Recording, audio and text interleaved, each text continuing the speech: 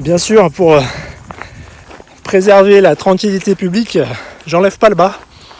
Mais parfois, avec les frottements, on se dit que ça pourrait aider.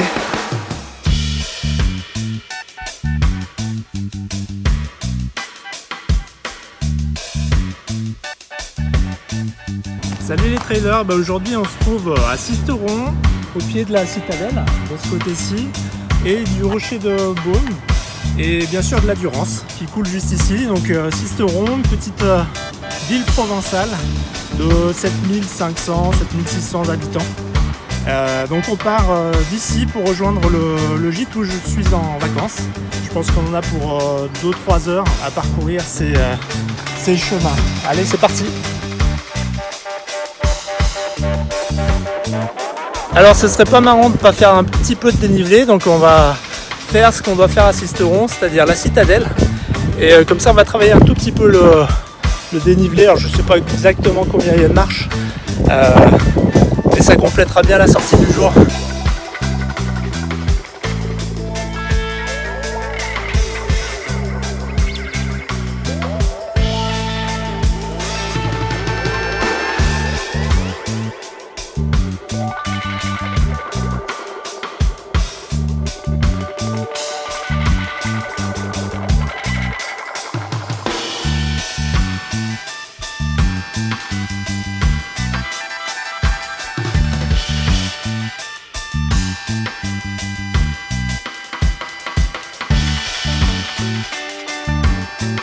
Voilà, premier défi réussi.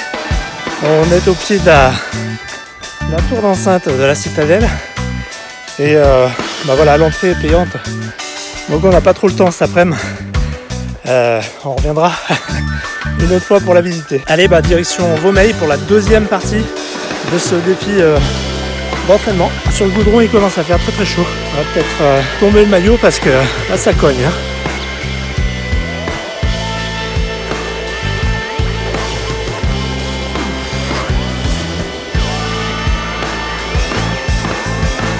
En bas de Sisteron, il y a un plan d'eau en libre accès, donc il y a un petit parking à proximité. C'est pratique pour y emmener la famille, pour pique-niquer, se rafraîchir. Il y a des jeux d'eau, il y a un petit parc pour les enfants. C'est vraiment très très convivial pour la famille. Comme à son habitude depuis le début des vacances, ma femme m'a laissé en plan sur le bord de la route.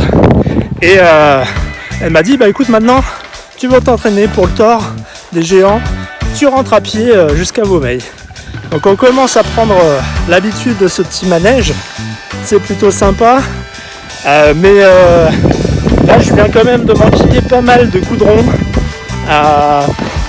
dans les heures les plus chaudes de l'après-midi. Alors c'est un très très bon entraînement en cas de forte chaleur et ça peut être possible du côté de l'Italie. C'est une éventualité pour le Thor des géants. Et puis voilà, au niveau sensation de course, très bonne sensation. J'ai chaussé mes nouvelles chaussures paquebot. Alors, je vous les montre. Elles sont beaucoup plus larges sur la partie avant du pied. Et c'est vraiment des sensations de course nouvelles pour moi, avec parfois un petit peu un manque de précision sur la foulée, un manque de précision sur les appuis. Ceci dit, en descente, il y a un assez bon déroulé. Voilà, donc ça c'est pour éviter les ongles noirs. Et puis voilà, on va continuer jusqu'à l'arrivée. Et, en termes de sensations, on est plutôt bien. Écoute, on continue comme ça. J'ai l'impression tout le temps de repasser par le même endroit, et c'est pas qu'une impression parce qu'on est à Valerne. Alors depuis le début de ces vacances, j'arrête pas de revenir de ce côté-là, je sais pas pourquoi. On est pourtant pas parti tout le temps du même côté, mais je reviens tout le temps de ce côté, je sais pas, je dois aimer Valerne, tout simplement. Et puis dans le long de cette sortie aujourd'hui, un autre petit défi dans le défi, c'était de monter à la citadelle depuis le plan d'eau de Sisteron l'entrée vraiment de la citadelle, l'entrée payante de la citadelle, puisqu'elle se visite moyennant quelques euros. Moi j'avais pas trop le temps cet après-midi, je savais pas où j'allais, où je mettais les pieds, alors je suis parti sans carte IGN, je suis parti sans trop mettre le GPS, plutôt en me fiant au sommet que j'avais déjà gravi. Et puis vous voyez, hein, j'ai pas de montre au poignet, donc je sais pas à quelle heure je suis parti, je sais pas à quelle heure je vais arriver. Et un des gros défis quand vous faites des trails de ce type-là, des entraînements et des ultras, c'est la durée. Alors moi j'en fais totalement abstraction, c'est-à-dire que je suis pas rivé sur le chrono, rivé sur la montre.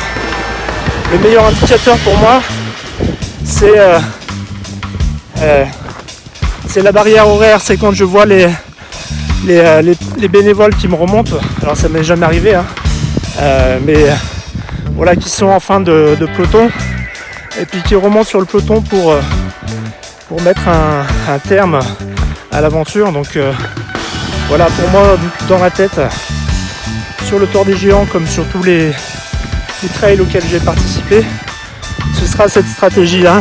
Le chrono, je vais vraiment le laisser dans la poche.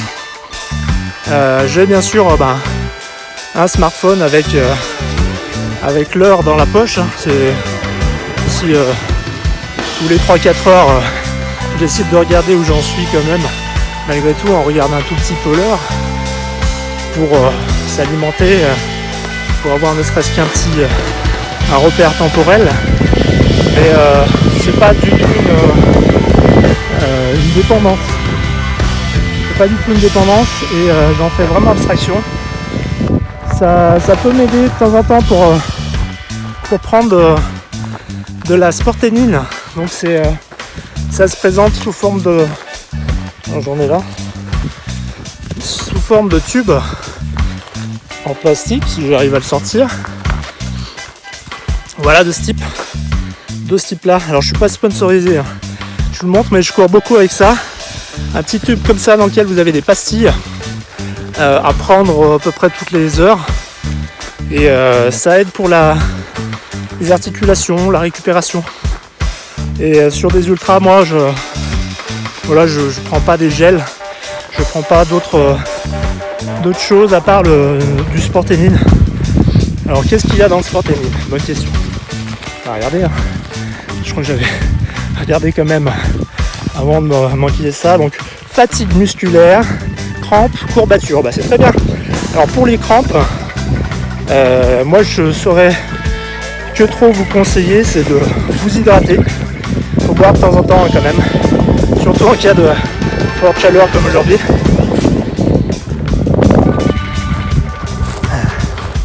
Et puis donc fatigue musculaire, c'est fort probable que sur un ultra vous commenciez à avoir des douleurs. Et à la courbature, alors ça c'est plutôt pour la récup, hein. Voilà, donc il y a une dizaine ou 11 comprimés. Et dedans vous avez premier arnica. Voilà. Il n'y a pas beaucoup, hein, c'est plutôt naturel. Et donc c'est plutôt des substances naturelles que je prends pour mes ultras, pour mes trails.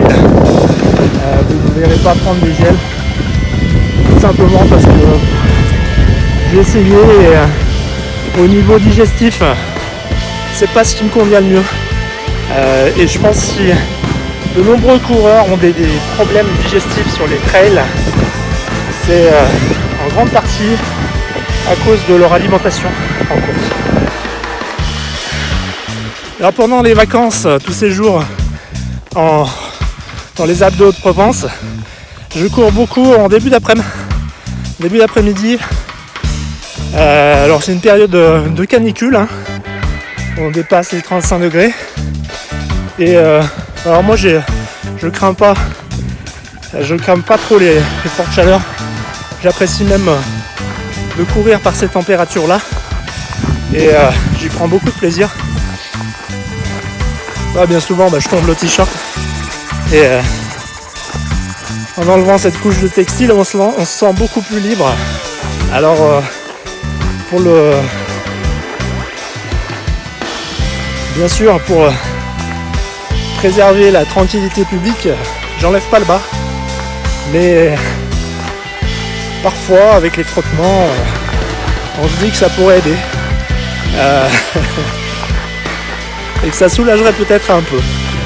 Quoi qu'il en soit, là sur cette sortie j'ai pas eu trop de frottements. Alors c'est souvent soit l'entrejambe, soit effectivement quand on porte un t-shirt, ça peut être au niveau des tétons, pour les hommes comme pour les femmes. Une des solutions que vous pouvez adopter, si toutefois vous avez des frottements à ce niveau-là, c'est de mettre un sparadrap sur le bout du téton, tout simplement, ou alors un petit peu de crème. Moi j'utilise de la crème anti-frottement. Voilà, donc ça peut se mettre un peu partout, à ce niveau-là, à l'entrejambe, plus loin que l'entrejambe. Ça peut se mettre sur les orteils également, si toutefois vous avez des frottements ou sur les doigts de pied, sur les talons ou ailleurs. Vous n'hésitez pas à badigeonner de crème à ces endroits-là. Mets de l'huile, petit homme, dans la vie, il faut que ça glisse. De l'huile, petit homme, écoute, ton réglisse.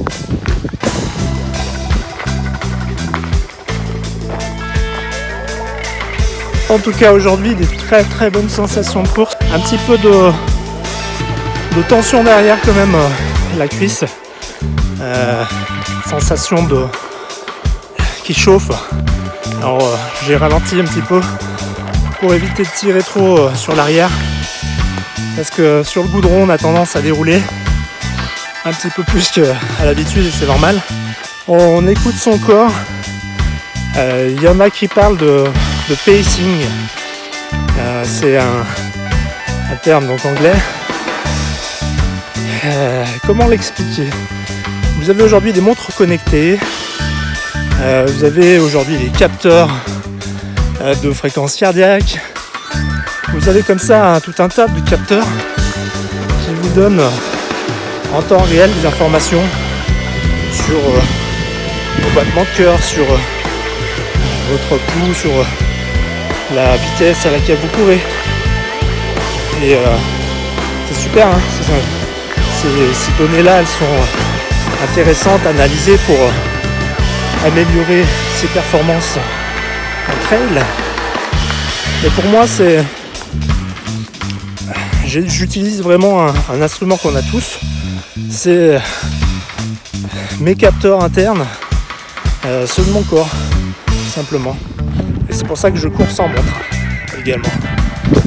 C'est vraiment de s'écouter, d'être attentif à ce que dit votre corps, ce que vous donne comme information votre cerveau, vos jambes, votre intestin, si vous commencez à avoir des douleurs, d'en prendre compte, d'adopter la bonne stratégie pour continuer à courir, parce que l'essentiel c'est de pouvoir poursuivre l'effort sans mettre à mal sa santé, hein. Alors bien sûr rien n'empêche de finir au bout de ses limites, hein, et de pousser la machine dans ses retranchements, mais le meilleur capteur c'est votre cœur, c'est votre corps, c'est votre tête, c'est ces organes là qui remplacent de loin les montres, les bracelets connectés, toutes les applis que vous pouvez avoir dans le téléphone. Voilà, donc fiez-vous plutôt à ce que vous dit votre tête, et ça se travaille. Ça se travaille beaucoup en déconnectant tous les autres périphériques que vous avez autour de vos poignets, autour de votre torse, dans vos smartphones. Voilà, déconnectez tous ces périphériques là et reconnectez-vous à la plus grosse application qu'on ait pu inventer et qui se trouve entre vos deux yeux.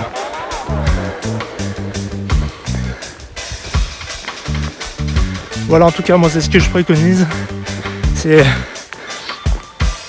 vraiment de faire confiance à sa tête pour analyser la situation de course et à prendre les bonnes décisions, parce que c'est ça aussi dans le trail. C'est oh là, les deux là, regardez, tout le temps ils sont là, les coquines. Tu les vois au bout là? Poulet, j'ai l'impression de tous les poules. Elles sont là, elles nous regardent. Je pense qu'elles habitent ici. Vraiment, je les vois tous les soirs. Alors je misais beaucoup sur ces vacances pour pouvoir parfaire mon entraînement. Et c'est plutôt ce que j'arrive à faire là. Hein. Malgré les fortes chaleurs, je me pousse quand même à la roue. Hein. On se fait quand même un peu violence. Hein. Y a pas à tortiller hein, de toute façon, hein. C'est comme ça. Hein. Si tu veux t'entraîner malgré la canicule, eh ben il faut sortir quand il fait chaud. Il faut remplir tes réserves d'eau et puis y aller. Hein. Il n'y a pas photo. Après, y aller en courant, y aller en marchant, peu importe, y aller. Puis après tu réfléchis. Hein. Tu trouves des points d'eau pour mouiller la casquette, la remettre sur la tête et garder la fraîcheur. Ça c'est une très bonne astuce. Alors moi j'ai ce qu'on appelle une casquette saharienne. En termes d'équipement, si vous n'avez pas de casquette saharienne, ça peut très bien se fabriquer d'une autre façon. Hein. Vous prenez un bandana, vous prenez un chiffon, un foulard que vous posez sous la casquette. Donc vous mouillez l'ensemble, hein, casquette plus foulard ou casquette saharienne, dans toutes les fontaines que vous trouvez, les cours d'eau, ce que vous voulez. Même si l'eau elle n'est pas potable, on s'en fiche. C'est simplement pour hydrater, hein, vous n'allez pas vous retrouver avec de l'herpès sur tout le corps. Hein, c'est pas encore à ce niveau-là dans les fontaines en France. Donc même si c'est marqué au nom contrôlé sur les fontaines comme je le vois depuis un petit moment ici dans les Alpes de Haute-Provence, n'hésitez pas à mouiller votre casquette et puis vous rafraîchir. Voilà, on se retrouve tout bientôt. Allez, ciao pour une prochaine. Bye bye. Mais de lui le petit homme dans la vie, faut que ça glisse. De lui le petit homme, écoute ton réglisse.